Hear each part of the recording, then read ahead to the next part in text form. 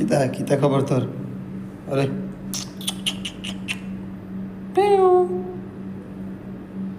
I বেল্লো খাইছস? আরে এসে Kuwaiti বিড়াল আর দেশের শহরের দিক দিয়ে প্রচুর বিড়াল পাওয়া যায়, বাট কুকুর পাওয়া যায় না। কুকুর থাকে মরুভূমিতে, আর বিড়াল থাকে বাসা বাড়ি। আর সব বিড়ালই একবারে মিশুক।